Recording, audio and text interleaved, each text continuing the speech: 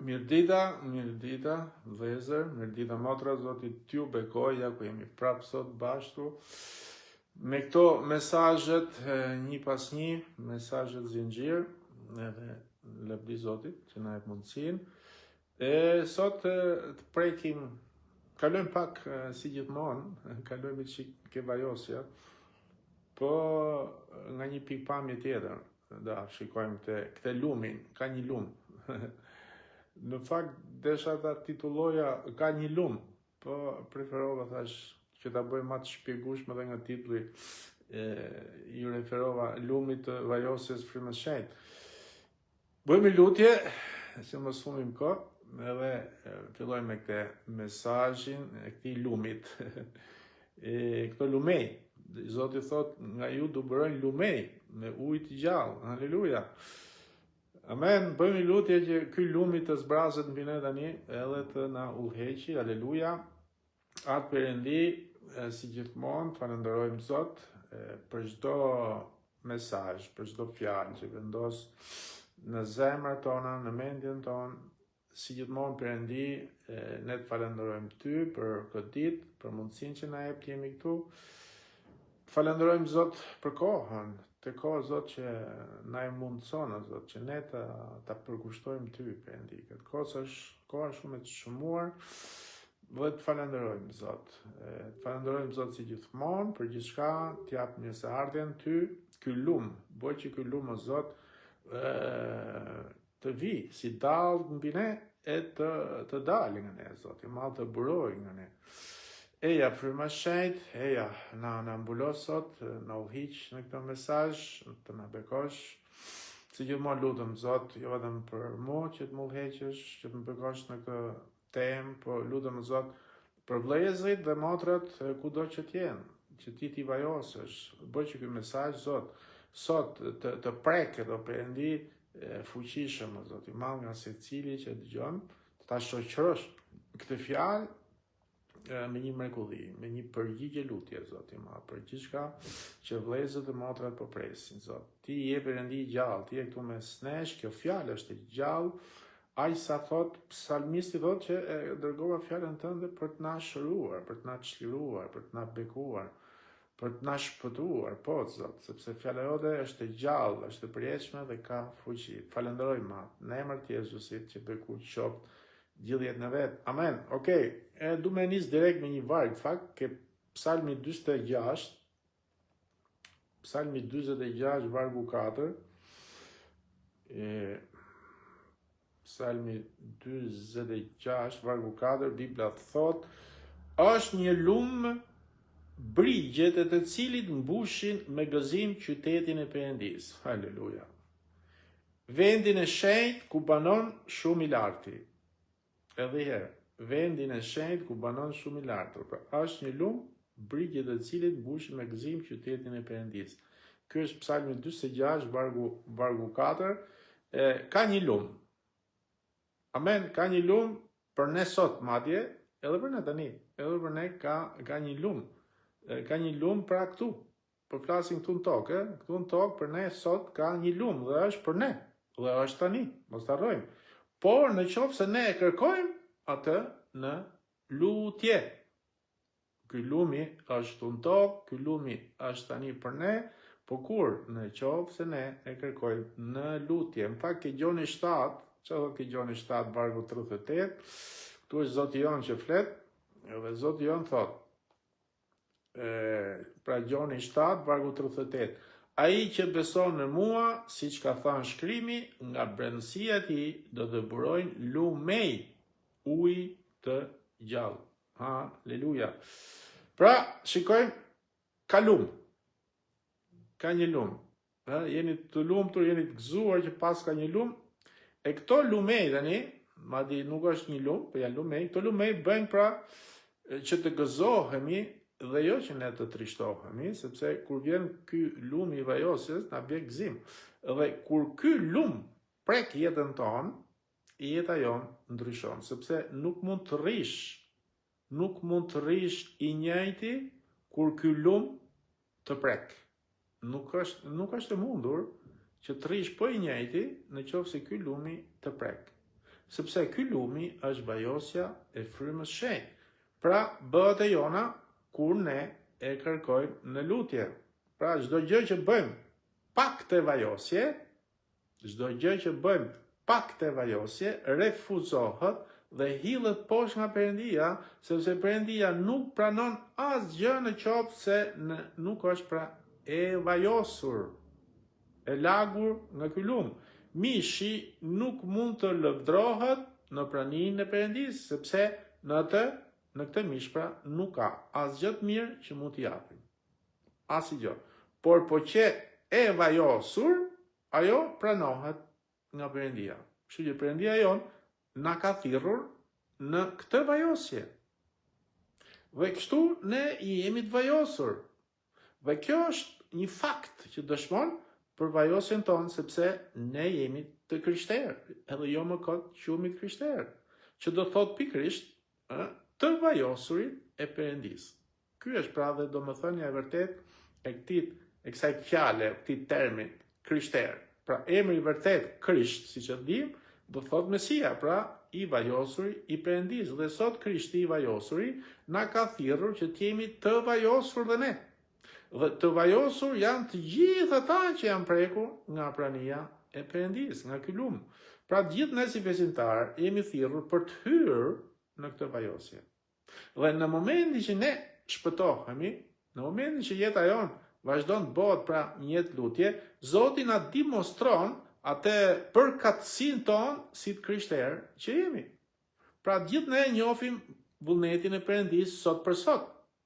Dhe fryma e shenjtë na ka shfaqur, na ka zbuluar përkatësinë tonë në Jezu Krishtin. Ndoshta nuk e njohim mirë në mendje, por e dim në zemër dhe e dim se kush është Zoti e kush jemi ne vetë. Amen. Pra ndoshta njohuria e Perëndisë në ne nuk është aq e madhe sa duhet të jetë ndoshta. Por brenda nesh ne dim se kush ai është. Ne dim brenda nesh se kush ai është. Dhe dim që ne jemi të shpëtuar. E dim që ai është shpëtimtari jon. E dim pra që një ditë do të shkojmë në qiell. E dim gjithashtu që Bibla është fjala e Perëndisë dhe dim që djalli është një mashtrues. Gjithto i dim se dikush brenda nesh na i zbulon. Dhe kjo e fundit, pra që djalli është një mashtrues, është një gjë më shumë nga ajo që jo besimtarët e din. Okej? Kështu që për fat keq shumë jo besimtar shumë gjëra pra nuk e din, por diferenca midis atyre që e din pak dhe atyre që din shumë është ata që din pak, ulla është e vështirë, rrugtimi është i vështirë për ata që din pak, por për ata që din shumë, ulla bëhet më e lehtë. Ja pra që duhet të rritemi, të maturohemi, që edhe pse do kemi vështirësi, po ulla bëhet më e lehtë. Bibla thotë që Sauli, që dhe dim historinë e Saulit, mbretit të Izraelit, pra, që e njihte detyrën e tij dhe që dinte që kishte vajosje mbi atë detyrë. Por një ditë shikojmë që kjo vajosje u largua. Kjo vajosje e la. Dhe rreziku është pikërisht këtu, që nuk duhet të lejmë kurrë të iki vajosja e jetës tonë. Se po iku vajosja, do thotë që Perëndia na ka braktisur. Në fakt, ke 1 Samueli 13, që do a shikojmë pastaj, motivi pse shumë krishterë nuk janë zhvilluar pra në Krisht, është sepse largohen nga vajosja që kanë marrë për jetën e tyre. Dhe duhet dim një gjë, që është e vërtet që vajosja nuk na len kurrë më. Okej? Vetë si vajosje, neve ajo nuk don të na lej, ajo nuk don kurrë të iki nga ne. Sepse ajo bëhet e jona dhe Perëndia këtë do, që ne ta bëjmë tonën, por është aty. Okej? Kështu që edhe pse ngaherë ne për shembull merremi me gjëra tjera, ne nuk do të thotë që nuk kemi vajosje, sepse në fakt kur vjen vajosja, vjen vetëm që ne të flasim për Zotin, vetëm ne të shërbejmë Zotin. Për ka raste që ne nuk është që do t'i flasim tjerëve gjithmonë për Zotin, merrem me punë tjera, por nuk do të thotë që nuk është vajosje. Vajosja është aty pranë nesh. Po kur ne lutemi, vjen mbi ne. Vajosja është me ne. Por kur ne lutemi, vjen mbi ne. Vjen pastaj mbi ne për të bërë atë gjë. Pra, nuk është që të largohet për gjithmonë. Ndoshta unë dalë pastaj flas me tjerë për gjëra tjera, nuk është që kam vajosjen në atë çast aty kur flas për diçka tjetër, për diçka tjetër, për një temë ose për gjërat e botës. Ama kur lutem dhe vi këtu, lutem dhe vi ndaj fjalën, do thotë që është vajosja me mua, sepse u luta dhe e mora, sepse është e imja. Përket mu, pra nuk largohet kur nga ne, vajosja nuk largohet kur nga ne, po jemi ne. Jemi ne që e largojmë atë. Vajosja. E vetme mënyrë që Perëndia lëviz, ose vetme mënyrë që Perëndia e largon praninë e tij nga ne, është sepse jemi ne që jemi largu nga Perëndia dhe jo Perëndia nga ne. Sepse Perëndia nuk largohet shumë lehtë nga ne. E dim dobësitë tona, dim që ne gabojmë. Prandaj Perëndia nuk largohet lehtë nga ne. Qofse është larguar, jemi ne që kemi larguar atë. Madje edhe kur ne largohemi nga Perëndia, ai prap fillon e të tërheq në mënyra të ndryshme. Përdor njerëz të ndryshme, përdor metoda të ndryshme, përdor ëndra, përdor lloje gjëra si po të thotë mos u largo nga unë. Kështu që ai don që ty të mbaj, sepse je shumë i çmuar, shumë i vyer, shumë i kushtuar, shumë i shtrenjtë në syrit e Zotit. Pra, mund të kalojmë edhe vite, okay? Dhe Perëndia kërkon të bindë se kush ti je dhe që ti ke nevojë për Perëndin. Por kur ti ke vendosur përfundimisht, ky është problemi tani. Kur ti ke vendosur përfundimisht të largohesh nga ai, atëherë këtu punët ndryshojnë. Kur ti vendos vetë që të largohesh përfundimisht nga Zoti, atëherë këtu punët ndryshojnë. Dhe këtu Perëndia në si përfundim e lëviz vajosjen nga jeta jote. Por je ti që e ke bërë zgjidhjen përfundimtare. Pra në këtë rast nuk është Perëndia që lëvizi vajosjen nga ne, por jemi ne që e shtym, e lëvizëm, i tham se unë preferoj të bëj në mënyrën time. Pra fjala e Perëndis deklaron që Sauli, që ishte thirrur për të bërë mbret, pra kërkoi të bëhet edhe kryeprift. Me fjalë tjera, donte të dilte nga vajosja për ku ishte thirrur, që të bënte mbret, por të futur në një vajosje tjetër që nuk i përkiste, që të bënte kryeprift. Edhe kjo është e rrezikshme pra. Pra, me këtë kuptojmë fryrjen e këtij njeriu. U fry. Ju duk vetja kush e di se çfarë, nga krenaria. Prandaj, ngaherë njohuria, si thot, njohuria të fry, sepse ju dukte vetë sikur di gjithçka, ose ndoshta nuk ishte kënaqur me detyrën si mbret. Në fakt, po lexojmë një pjesë. Ke një mbretërve 13. Një mbretërve 13 nga 9 deri 14, mos ta lexojmë gjithë. Pra jemi ke libri i parë i mbretërve, kapitulli 13 nga 9 deri 13 shkruajmë, deri 14, hajde. Sepse kështu më ka urdhëruar Zoti, ti nuk do të hash bukë, as do të pish ujë dhe nuk do të kthehesh nga rrugë. Këtu jemi ke, më falni, 1 Samueli nga trova. 1 Samueli 13 nga 9 deri 14. 1 Samueli, thash ne ke mbretit mu kjo histori. 1 Samueli 13 nga 9 deri 14. Atëhere Sauli tha, më sillni holokaustin dhe flijimet e falënderimit. Pastaj ofroi holokaustin. Sepse kishte mbaruar se ofroi holokaustin, sapo kishte mbaruar se ofroi holokaustin, kur erdhi Samueli dhe Samueli pra dhe Sauli i doli përpara për ta përshëndetur, por Samueli tha, çfarë bëre kështu? Sauli përgjigj, kur pa që populli po shpërndahej larg meje, që ti nuk kishe arritur ditën e caktuar dhe që filistejt po mbilleshin në Mikmash, thash me vete, tani filistejt do të sulen në Gilgal dhe unë akoma nuk jam lutur Zotit. Prandaj e mblodha veten dhe ofrova holokaustin. Atëherë Samueli tha Saulit, ti ke vepruar pa mend, nuk ke respektuar urdhërimin që Zoti Perëndia të ka dhënë ty. Në fakt Zoti do të vendoste për gjithnjë mbretërinë tënde mbi Izraelin. Tani, përkundrazi, mbretëria jote ka për të vazhduar. Nuk ka më për të vazhduar, falni. Zoti ka kërkuar një njeri sipas zemrës së tij dhe Zoti e ka caktuar princ të popullit të tij, sepse ti nuk ke respektuar atë që Zoti të pati urdhëruar. Pra, sa rrezikshme është. Ktu shikojmë qartë gabimin e Saulit. Doli nga thirrja e mbretit, pra hyri në një thirrje që sipërkishte që ishte e kryepriftit, sepse ishte ilegale që një mbret të flijonte holokaust. Nuk ishte thirrë mbreti për të bërë këtë punë.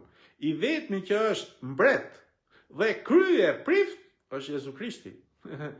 Ne si ngjajmë dot atë ditë. Okej, kryeprifti i dhjetës vjetër nuk mund të ishin mbretër. Kryepriftit e dhjetës vjetër nuk mund të ishin mbretër. Por dhe mbretërit nuk mund të ishin kryepriftëri. Kur vajosja mungon në jetën tonë, atëherë ne dërgojmë veten tonë të bëjë diçka që nuk na është dhënë të bëjmë. Dhe vajosja e bën që të rrëzohet pra pa sforcimin tonë. Sepse kur ne jemi të vajosur, ajo ndodh. Çdo gjë që ka nevojë që të sforcohet, duhet të vdes në jetën tonë. Mos të sforcohemi të bëjmë gjëra që nuk jemi thirrë. Kur Perëndia nuk po e bën me anë teje, ti mos e bëj për Perëndin. Kur Perëndia nuk po e bën me anë teje, ti mos e bëj për Perëndin. Sauli lëvizi në mish. Çdo gjë që ti do të bësh për Perëndin, kur Perëndia nuk don ta bëj me anë teje, ti po lëviz në mish. Ti po lëviz me mendjen tënde. Të duket sikur po i shërben Perëndis, po i shërben në mënyrën tënde dhe jo ashtu si Perëndia të ka thirrë. Pra, këtu Sauli veproi në mish duke sforcuar, dhe çfarë bëri? U rrëzua. Pra, dhe tek vargu 14 lexojmë që mbretëria e Saulit u rrëzua sepse ai ishte larguar nga vajosja. Ke 2 Kronikave 26. 2 Kronikat 26:18 lexojmë. Ata ju kundërvun mbretit Uzia dhe i thanë: nuk të takon ty, o Uzia, t'i afrosh temjan Zotit, por priftrive, bijve të Aronit, që janë shejtruar për të ofruar të temjan. Dil nga vendi i shenjtë, sepse ke kryer mëkat. Kjo nuk do të sjell asnjë nder nga ana e Zotit. Kjo nuk do të sjell asnjë nder nga ana e Zotit. Çfarë po bënte Sauli? Marrim Sauli, kthehemi çiki Sauli. Asnjë të keqe. Doli dielli këtu. Nëse. Asnjë të keqe. Çfarë po bënte? Po bënte një punë për Zotin. Po bënte një punë të mirë nga një pikë pamje. Po si përfundim Zoti tha, ik, kush të ka thirr? Edhe ky këtu shkoi si mbret, shkoi me bot njëjtë gjë si Sauli. Pra edhe këtu shikojmë që Uzia, mbreti, bëri një gabim, sepse nuk i takonte këtij t'i afronte temjanin. Dhe si përfundim ky u godit nga lebra, siç e dim. Pra edhe për ne sot, po të largohemi nga vajosja jon, bëhemi lebroz, pra të urryer për Zotin. Jo të çmuar për Zotin, bëhemi të urryer për Zotin, qofse ne largohemi nga vajosja. Bëhesh lebroz dhe bëhesh i urryer për Zotin, sepse po mëkaton, po bën mëkat. Uzia la detyrën e tij dhe u mbush me lebër. Dhe kushdo qoftë sot për nesh, po të largohemi nga vajosja jon, o nga ajo që Perëndia ka përgatitur për ne, përfundojmë lebroz edhe ne. Pra lebra rrethon atë detyrën tonë, si më themi. Por po të mbetemi në vajosjen tonë, nuk do të bëhemi lebroz kurrë. Pra vendi më i sigurt në botë ku është? Është vendi ku ne ndodhemi tani. Aty ku Perëndia të ka vendosur. Nuk duhet lejmë kurrë atë thirrje. Mos largohemi nga ajo vajosje. Nuk duhet të lejmë atë rreth bekimesh ku Zoti na ka vendosur, sepse rreth e qark rrethit kemi kujdes, rreth e qark ka vendos një rreth Zoti dhe ti do të qëndrosh në të thirrje. Përndryshe, përtej rreth e qark këtij rrethi ka demon, ku janë gatshëm që të na shkatrojnë. Kur Juda Iskariota u largua nga thirrja e tij, pra nga vajosja e tij, Satani ishte aty i gatshëm që ta mposhte e ta nënstronte. Kështu që Juda ishte thirr për të qenë një apostull dhe jo një kokor hajduti, dhe jo një tradhtar i Zotit madje. Po ishte thirrur që të ishte një apostull. Dhe Pietri ishte shumë afër derës Satanit, siç e dim dhe Pietrit. Po çfarë tha Zoti? I tha Pietrit që ishte lutur për atë. Pra nuk mund të shkojmë ashtu vetë. Nuk mund dalim nga rrethi, nuk mund dalim nga vajosja. Por kur të forcohemi ne vetë, atëherë ne forcojmë të tjerët. Nuk mund të forcosh ti të tjerët në qoftë se ti vetë nuk je i maturuar, në qoftë se ti vetë nuk je ke thirrja, në qoftë se ti vetë nuk je i forcuar. Piqu ti herë, bëu buk, atëherë ti mund të ushqesh tjerët. Qoftë se ti akoma brum, do thotë që je akoma në përpunim të sipër, akoma ke nevojë. Prandaj mos dil nga thirrja derisa të piqesh. Kur të piqesh mirë, ushqej tjerët. Për çëna që tha Zoti, i jepni ju me hongër, tha. Po ku jam ne tha? Në fakt, i vetmi që ishte i pjekur aty, ishte Krishti. Sepse a ishte pagzuar me zjarre, me frymën e shenjtë, Krishti, ato akoma jo. Por kur zbriti edhe zjarri mbi ato që u poqën ditën e rreshajeve, atëherë fillon të ushqy edhe të tjerët. Pra, mos dil. Okej? Sepse siç e dim, pra, problemi është i madh. Mos u sforcojmë. Atëherë, sepse siç tham pra që kemi demonët aty dhe po largove nga ai, ke problem. Pra, kur ne lejmë detyrën tonë për ku jemi thirrur, atëherë ne, po a di çfarë po bëjmë? Kur ne lejmë detyrën tonë ku jemi thirrur, ne po bëjmë njëjtë gjë si Juda Iskariota. Çfarë po bëjmë? Po tradhtojmë Zotin edhe ne. Aq e rrezikshme është. Dhe dyta, bëhemi lëbroz edhe ne, që reprezenton ose përfaqëson mëkatin, pra po bëjmë mëkat. Po të lejmë detyrën tonë, ne humbasim atë që Perëndia ka vendosur brenda nesh. Dil ka dielli këtu dhe nuk po ta ul pak. No. Me qërroj. Pra, okej, pra, me këtë du më shumë t'ju bëj të ditur se çfarë Perëndia ka ngritur për ne dhe që frika e Perëndis të jetë në ne. Du të heci me këtë lloj frike. Kjo është lloj frike që ne du të heci. Jo me frike Perëndia, se po zbona këtë unë do më rrafi apo ashtu. Jo. Ama kur të zbulon thirrjen dhe ti del jashtë thirrjes, ke kujdes. Nuk duhet pra të kërkojmë diçka pa ditur se për çfarë bëhet fjalë. Nuk mund ta kërkosh atë gjë pa ditur se për çfarë bëhet fjalë. Ka shumë besimtarë që akoma nuk dinë se çfarë është vajosja. Por nga ana tjetër kërkojnë lutje këtë vajosje. Pra pa ditur se sa e kushton, sa e kushtueshme është kjo vajosje. Çfarë i kushton si përfundim atij kjo vajosje? I kushton shumë atij personi. Para se ta kërkosh këtë vajosje, duhet të kesh një urinë herë të saktë. Ore, mirë, okay, po e marr, por çfarë vjen? Dhe si ta mbaj? Çfarë duhet bëj? Se ndoshta po më rrezikoj, edhe rrezikoj në fakt. Pra, personat që nuk luten e që nuk shkojnë kish, nuk meritojnë vajosje. Nuk e marrin kurrë e nuk mund ta marrin kurrë, sepse nuk janë vazo nderi për Perëndin. Po japin një dëshmi të keqe. Okej? E dim, kemi motra, kam dhe unë, këj grupi që Zoti t'i bekoj, ata me zemër, me zër presit. Oh, e di Zoti. Kjo po. Po ato që kanë mundësi të shkojnë dhe nuk shkojnë. Këto nuk janë vazo nderi për Perëndin. Këto madje janë një dëshmi e keqe për Perëndin. Okej? Po ta dish ti se çfarë po të ofron Perëndia aty, po t'jesh i gatshëm të pagush çmimin për të marrë vajosjen dhe për të kuruar, ose për ta mbajtur pra dhe për ta vënë mbi çdo gjë tjetër në jetën tënde, atëherë për ty ka shumë e shumë. Pra duhet i dinë të gjëra, sepse nuk ka limit në vajosjen e Perëndis, pra që është e disponueshme për ne.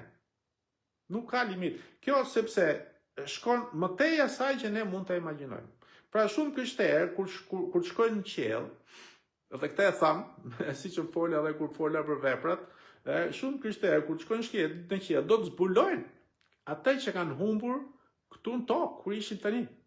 Pra nuk mund të mendojmë që të shkojmë në lavdi në qiell para se të arrijmë këtu në tokë fuqizimin komplet të asaj që Perëndia ka në dispozicionin tonë. Që tani. Pra nuk duhet lëvizësh nga i vend ku Perëndia të ka vendosur ty si një i krishterë që je. Pra ka shumë besimtarë që dinë se për çfarë i ka thirrë Perëndia, por nuk janë gjendje të bëjnë atë. Ose më mirë nuk lëvizin, nuk duan. Kjo sepse i duket e vështirë ndoshta. I duket e vështirë që të rrinë në atë thirrje.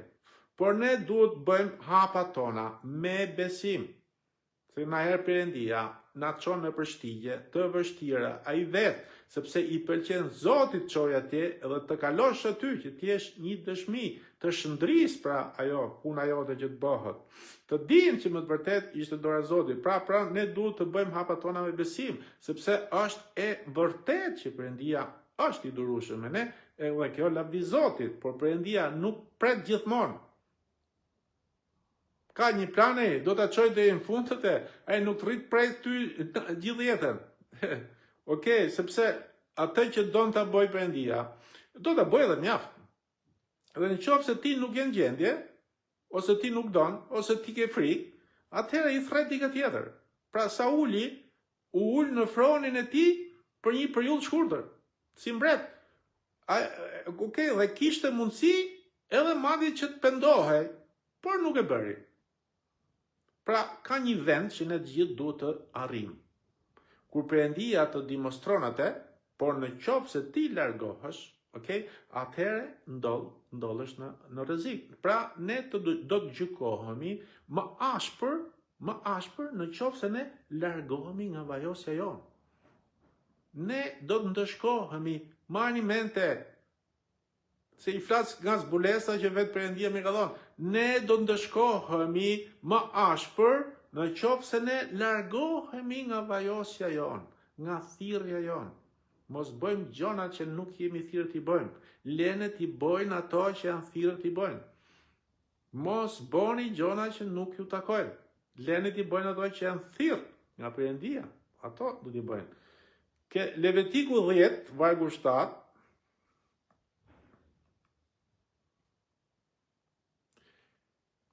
Levitiku 10, vargu 7, si që thot Biblia.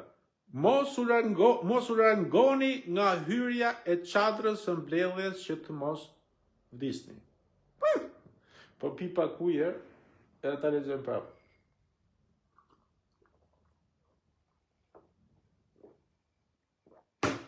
Atëherë, Levitiku 10, vargu 7. Mos u largoni nga hyrja e çadrës së mbledhjes që të mos vdisni. A që po boshin e gjoka? Ma si gjo. Po vetëm thjesht po t'u largoshin nga aty ku i kishte vënë Zoti, do vdisin. Sepse vaji i vajosjes së Zotit është mbi ju. Kush është lumi? Kush është fryma e shejt? Kush është vaji i vajosjes së Zotit? Është mbi ju. Dhe ata bën ashtu siç i thënë Mojsiu. Janë ca gjona mrekullueshme. Pra këto fjalë, kujt ju thanë këto fjalë? Ju thanë Aaronit, kryepriftit nga ana e Perëndisë. Dhe Aaroni kishte një detyrë më të lartë nga që kishin plejt e Izraelit në atë kohë. Por, po t'u largonte nga i vend, nga ajo vajosje, nga ajo thirrje, nga ky lum, atë priste vdekja. Sa rrezikshme që ka jeta e krishterë. Kupton, pra, jeta e krishterë, mani men, është e bukur. Po kur ti ke zbulesën asaj, edhe din ta bësh. Dhe në momentin që ne duam ta respektojmë, bëhet e vështirë. Po është e bukur, kështu që jeta e krishterë është e bukur, por e vështirë. E vështirë. Nuk është aq e lehtë. E bukur është. Marrim paqe, marrim gjithçka, po vështirësitë i kemi.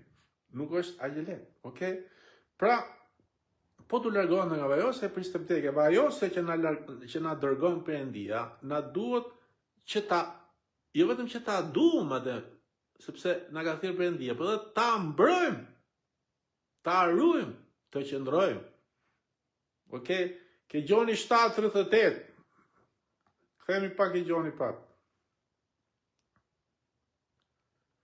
Gjoni 7:38 thot: ai që beson në mua, siç ka thënë shkruar nga presenti, do të brojnë ujë me lumej me ujë gjallë, pra siç e hapa në fillim e po e lexoj prap.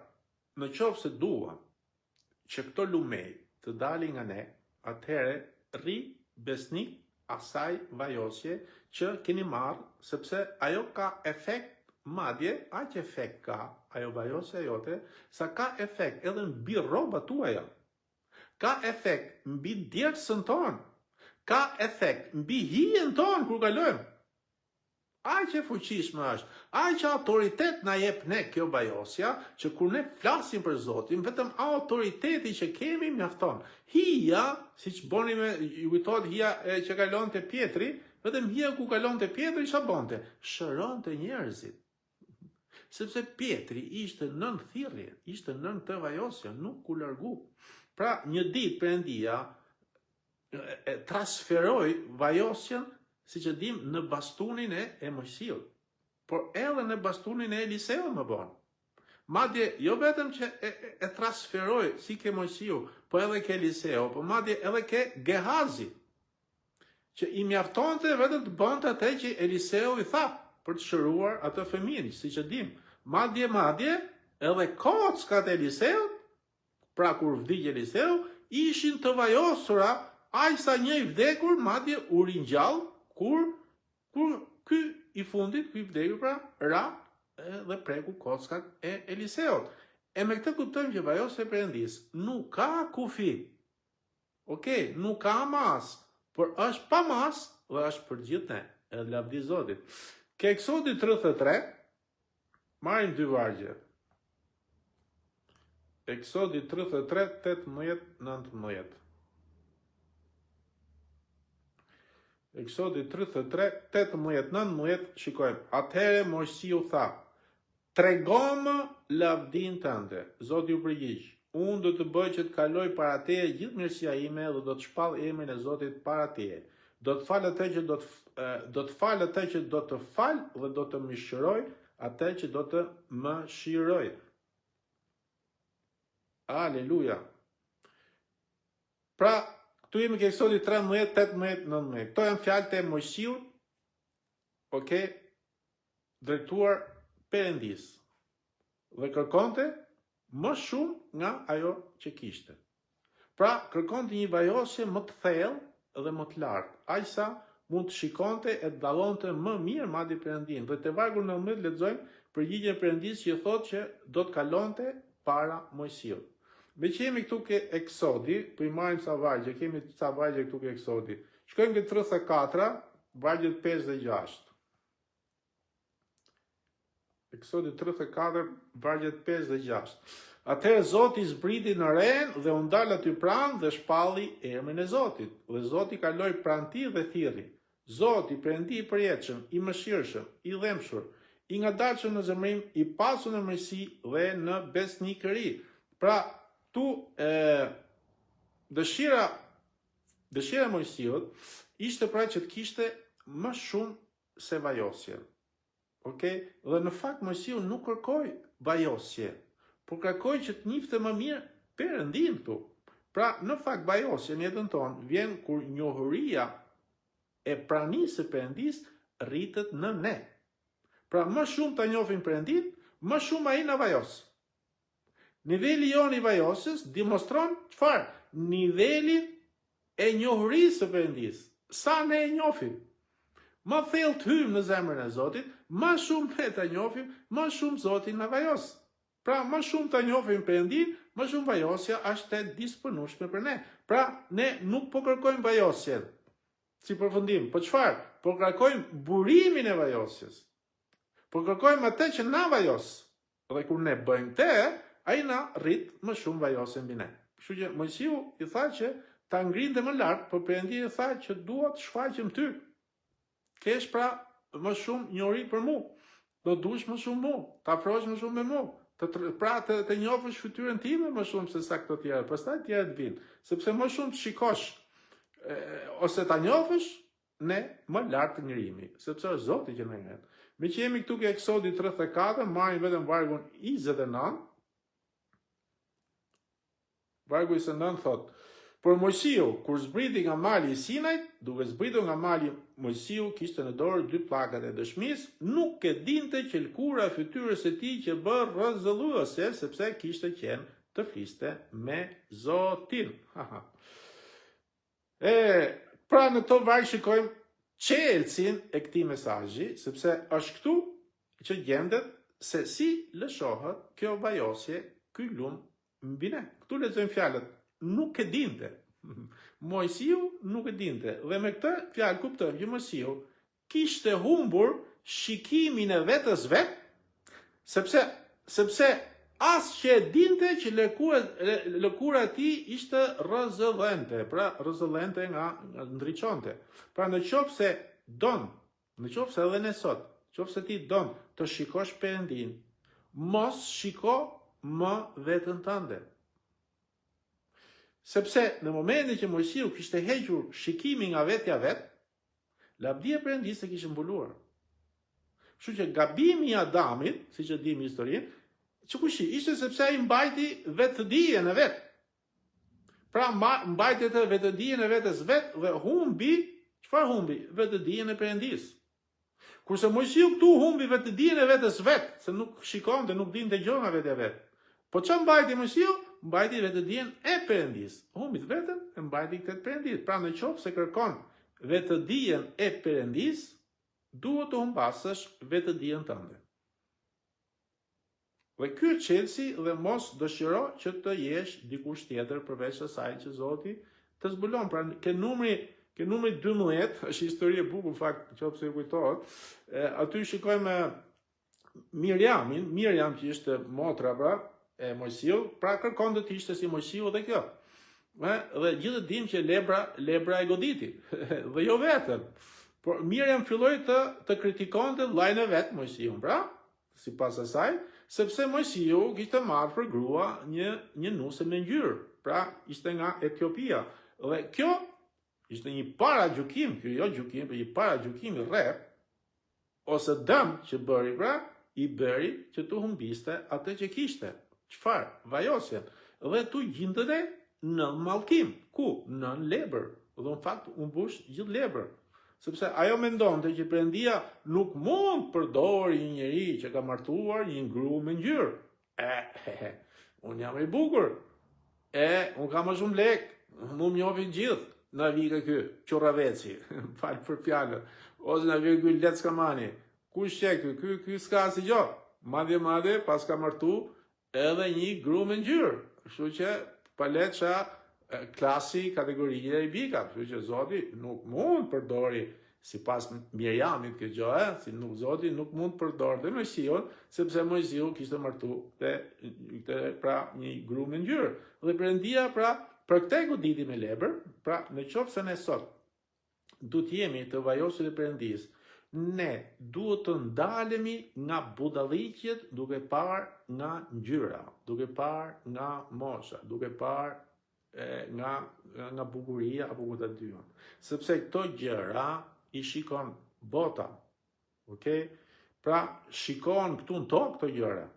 Por në qiell nuk ka këto gjëra. Në qiell nuk ka bardhëzi.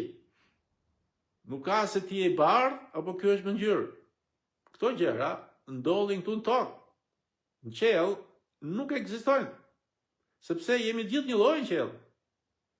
Kujdes racizmi, kujdes gjykimet, madje edhe para gjykimet. Madje di do flas për para gjykimet, por përgatisi mesazh për para gjykimet, se shikoj që është e rëndësishme. Pra, nga momenti që ne fillojmë të shikojmë nga këto gjëra, ose nga ngjyra, ose nga pasuria, ose ku ta diun, pra këto janë gjykime, para gjykime që të shkatrojnë, momentin që ne fillojmë e shikojmë nga kjo pikpamja, vajosja na lën dhe ndollësh në mallkim. Sepse Perëndia nuk shikon nga pamja jashtme si shikojmë në njerëzit, por shikojmë vetëm zemrat. Aleluja, pra vajosja duhet që të mbrohet. Zoti ja jep, është i gatshëm të japë të gjithëve, po problemi është që duhet të mbrohet. Okej? Ajo nuk ka një çmim sepse është shumë e çmuar. Ja pse nuk ka një çmim. Nga një pikë pamje, nuk ka një çmim, se Zoti ta jep gjithëve, por problemi është shumë e çmuar, dhe për këtë nuk duhet që të largohemi nga i vend si të krishterë që jemi, aty ku Zoti na ka vendosur, sepse po të largohemi, ne bëhemi lebroz. Janë shumë të ata, unë njoh madje, që janë largu nga thirrja. Dhe ja pse ndollën në mjerim, ndollën në mizerje, janë të lidhur, janë në zgjedhjen e djallit, okay? Aty tani ka vetëm thatësirë, nuk ka më asgjë, edhe ndollën, madje dhe si përfundim ndollën në botë, pra në errësirë. Pra fryma e shenjtë tani po na thret që ne të rikthehemi te shtëpia, të shtëpiatit tonë, të rikthehemi tek ai vend ku ishim më përpara, aty ku Perëndia na ka thirrur që të jemi, jo aty ku duam ne, sepse Perëndia kërkon të bëj të kundërtën e asaj që kemi qenë deri tani ne. Don të ndryshoj jetën tonë, kërkon të na dërgoj nga lidhjet ku ishim në liri. Edhe kjo ndodh vetëm në Krishtin Jezus. Kur biri na bën të lirë, ne jemi më të vërtet lirë. Dhe që të arrijmë deri aty, po përmend diçka. Do dimi diçka. Fakt kur flas nganjëherë kështu, njerëzit thotë, çfarë thotë ky? Jezusi, ne dim që e keqja e qenies njerëzore, ma e keqja nuk është djalli. Pra kjo, e hoxha këtë djallit, e keqja e qenies njerëzore nuk është djalli, është mëkati. Dhe Jezusi nuk erdhi të na çliroj nga zgjella e djallit, po erdhi të na çliroj nga zgjella e mëkatit. Atë që ndau njeriu nga Perëndia nuk ishte djalli, po ishte mëkati. Dhe kur Jezusi thot, kur biri ju bën të lirë, jeni më të vërtet të lirë nga çfarë gjëje? Nga zgjella e mëkatit, jo e satanit. Pra është rëndësishme të godasim në shenjë, dhe kur ne çlirohemi nga zgjella e mëkatit, si rrjedhoj çlirohemi dhe nga zgjella e satanit dhe vepra e djallit shkatërrohet në jetën tonë. Pra mos kërkojmë gjërat. Mos kërkojmë të çlirohemi kur ne akoma nuk jemi çliruar nga zgjella e mëkatit. Ne duhet të çlirohemi nga zgjella e mëkatit.